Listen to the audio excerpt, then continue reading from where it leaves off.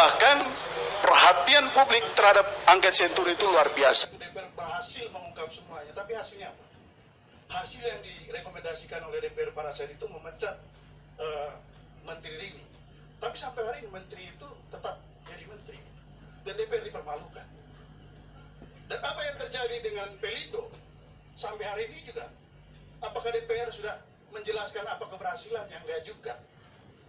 Lalu dua angket yang lain itu betul-betul jadi mainan politik yang sebetulnya tujuannya menjadi tidak jelas.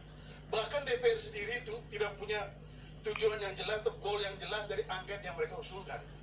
Nah, berkaitan dengan angket yang sekarang ini, kalau tadi saya mendengar penjelasan yang pertama itu berkaitan dengan Pelindo 2. Tadi Bu Masinton dengan gagah menjelaskan seolah-olah angket Pelindo 2 itu DPR berhasil mengungkap semuanya, tapi hasilnya apa? Hasil yang direkomendasikan oleh DPR pada saat itu memecat Menteri Rini.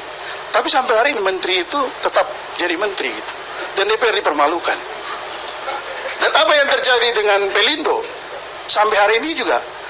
Apakah DPR sudah menjelaskan apa keberhasilannya? Enggak juga. Lalu dua angket yang lain itu betul-betul jadi mainan politik yang sebetulnya tujuannya menjadi tidak jelas. Bahkan DPR sendiri itu tidak punya tujuan yang jelas atau goal yang jelas dari angket yang mereka usulkan. Nah, berkaitan dengan angket yang sekarang ini, kalau tadi saya mendengar penjelasan dari beberapa anggota DPR yang pro angket ini, saya tidak menemukan benang merah gitu. Apa sih tujuan yang sebenarnya dari angket yang mereka lakukan? Karena itu kesimpulan saya memang angket ini lebih sebagai langkah politik gitu untuk meningkatkan posisi tawar DPR. Atau angket ini juga digunakan memang tidak bertujuan untuk menghasilkan apa yang mereka inginkan, tapi angket ini hanya sekedar dibuat untuk meramaikan saja. Tapi kalau tujuan-tujuan di belakang layar yang sudah tercapai, maka itulah sesungguhnya yang diinginkan gitu.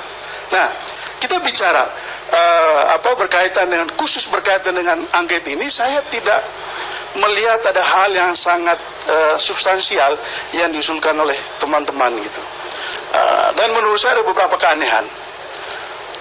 Ini adalah pertama dalam sejarah di mana DPR membuat angket terhadap lembaga penegak hukum. Dalam sejarah sebelumnya belum pernah dilakukan. Dan kalau ini dibiarkan, ini akan menjadi presiden buruk gitu. Kalau ini dibiarkan, sebentar lagi polisi akan diangketkan. Sebentar lagi Mahkamah Agung akan diangketkan. Sebentar lagi. Jadi ketika ada anggota DPR yang disebut gitu dalam kasus korupsi misalnya, jadi DPR menggunakan hak angketnya. Nah, negara kita mau jadi apa gitu. Nah, karena itu menurut saya teman-teman DPR ini mesti berpikir lebih jernih lagi, atau paling tidak kalau memang ingin ngotot, ingin meneruskan angket ini, rumuskan tujuan yang jelas gitu.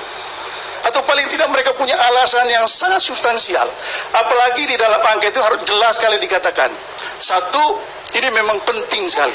Yang kedua yang tadi ditekankan, ini berkaitan dengan hajat hidup orang banyak. Kalau kita lihat motivasi dari angket ini berkaitan dengan hajat hidup beberapa anggota DPR saja gitu. Dan ini menurut saya adalah bentuk degradasi daripada pelaksanaan hak angket itu. Dan yang dirugikan di sini adalah DPR secara institusi. Saya kira itu. Ya, tapi Anda bilang bahwa ini bisa jadi presiden. Presiden bisa polisi, bisa jaksa, bisa juga Mahkamah Agung.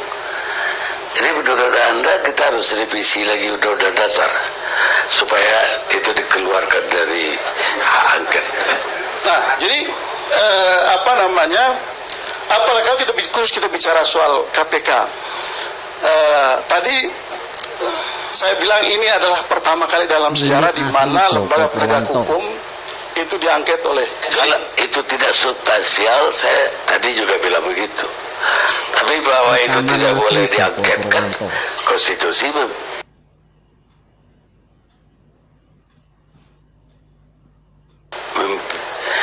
memberikan wewenang itu ke DPR. Jadi kalau soal hak angket itu saya bilang ini hak yang sangat strategis yang dimiliki oleh DPR. Karena itu DPR mesti hati-hati betul dalam menggunakannya.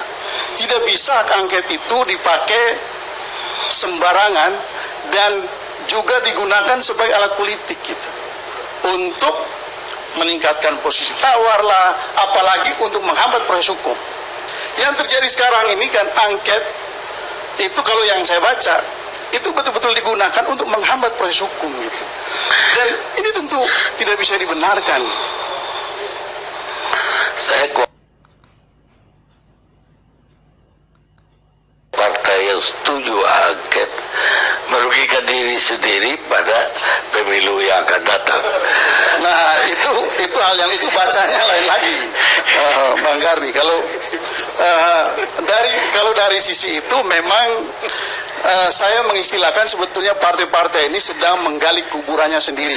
Ya, tapi mereka tidak sebodoh itu dong. Pasti ada agenda.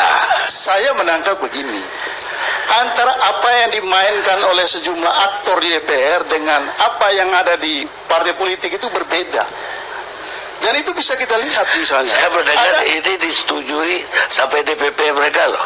Ya, Ketua umum mereka pun setuju. Kalau kita lihat beberapa fraksi yang hari ini menolak, itu ada anggotanya yang mendukung angket. Ini artinya ini manuver personal, tetapi fraksinya enggak. Atau bisa juga fraksinya terlambat berpikir bahwa mainan ini bisa menggali kubur buat mereka gitu di 2019.